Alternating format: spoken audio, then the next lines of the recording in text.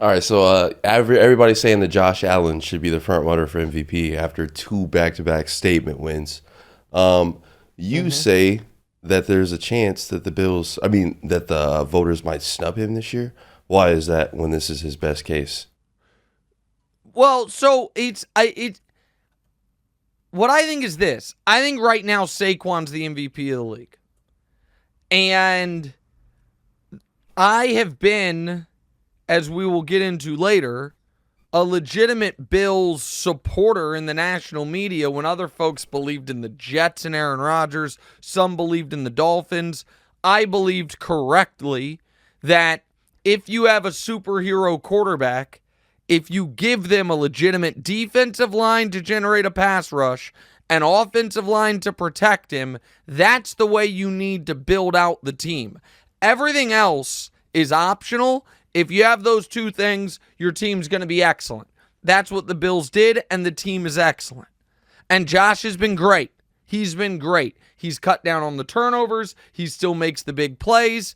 I think that this is the best Bills team he's ever been on, and he is a very deserving MVP candidate.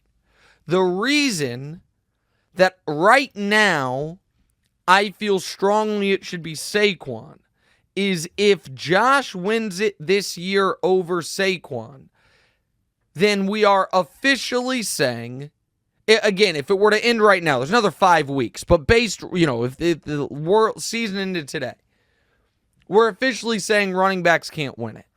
And that would bum me out. Because Josh Allen's numbers are good, but not unreal. The two quarterbacks whose numbers are unreal are Burrow and Lamar. Burrow and Lamar has one of the highest passer ratings ever. He has 29 touchdowns, 3 picks. Burrow leads the league in passing yards, has 30 touchdowns, 5 picks.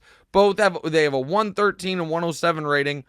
Josh right now, this moment, is 14th in the league in passing yards, is 6th in the league in touchdowns, is 10th in the league in rating. Those are good numbers, but they're not the best numbers of his career. That would have been 2020.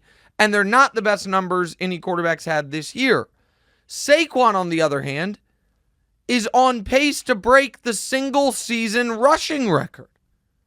And so, if Saquon doesn't win it this year, and a quarterback that's just having a good but not historically great season does win it, then in 3 years, you know what people will say when a running back's having an unbelievable year and the MVP discussion comes up?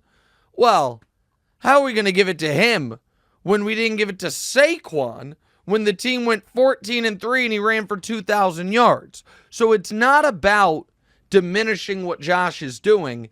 It's just that I think Saquon is having an all-time season at his position. Now, here's the other thing about the MVP debate. And this is where some of the folks, more often than not in the analytics community, get a little aggravating to me. When somebody sent a tweet yesterday, essentially, it was like, if you want to, disregard the valuable, in MVP entirely, so be it. But if you actually think that a running back can add more value to a team than a star quarterback, then you're just a fool, or you don't understand football. Guys, everyone understands that quarterback's the most valuable position in football. Everybody gets it. And if because of that, you truly believe they are the only people definitionally eligible for MVP, then so be it. But then actually put that in the award. Then just put in the award, this is a quarterback-only award. I look at MVP as an amalgamation of value, excellence, team success sprinkled on top of it. Because if team success wasn't a piece of it, Joe Burrow and Lamar would be the two leading contenders. Lamar's kind of out right now because his team has 5 losses. And that's not how we've done the MVP, the last 20 years.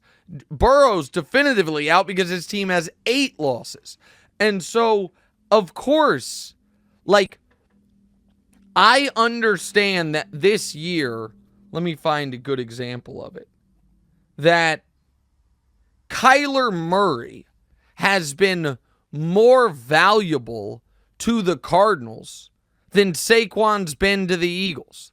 Because without Kyler, they are totally unequivocally cooked. And without Saquon, the Eagles might still be okay because you can so much more easily replace a running back than a quarterback.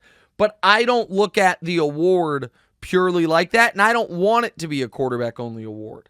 So I don't think I'm getting some notes that it's kind of been like that in the past. Like Derrick Henry had 2,000 yards a few seasons, or in a season he didn't get a single vote.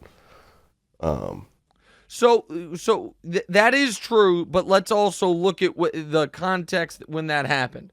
So when Derrick Henry MVP had 2,000 yards, I just want to pull the Titans that year were 11-5, which was good, and the MVP voting that season, I'm pulling it up right now. So this was 2020. So that would have been Rodgers' 3rd MVP. And Rodgers that season had 48 touchdowns, 5 interceptions, and 4,300 passing yards. So that year, for whatever it's worth, Mahomes had 38 touchdowns, 6 picks. Rodgers had 48 touchdowns, 5 picks. I think his team went 13-3. Yeah, they did. And he had he had a 122 passer rating. So that was a year when a quarterback had an unbelievable team success and a historically great statistical season. Rodgers' numbers that year were 71%, 48 touchdowns, 5 picks, 121 rating. That's not what we're talking about with Josh right now. Yeah, so when Adrian Peterson ran for 2,000 yards, he did win league MVP. Now, when Chris Johnson did, he did not. But we are not just talking about 2,000 yards. We're talking about whether or not he is going to break Eric Dickerson's all-time record.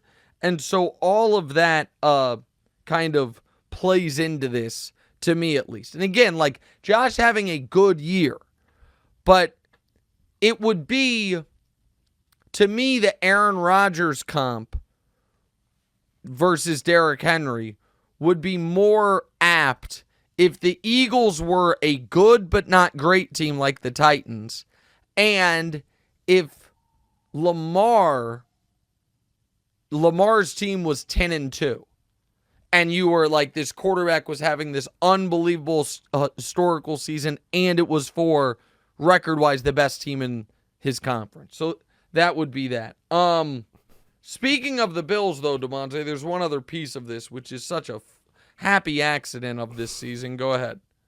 Yeah, so usually, Bills fans hate you or whatever. You're on the wrong side of things. But they posted a video on social media, and it kind of painted you out to be the good guy.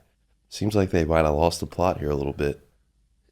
Yeah, so here's the unbelievable piece of this video. It's 90 seconds long. We can't play it because there's highlights in it. But it's just a cavalcade of people being wrong about the Bills, and then me and Shannon Sharp being right. And then, by the way, I don't know if we can put that graphic back up, but my AFC East predictions, I might go 1 through 4 exact.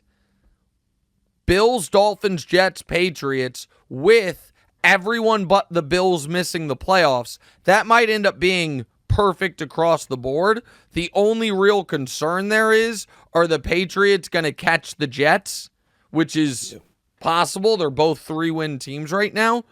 Here was what I found remarkable about that video the Bills posted.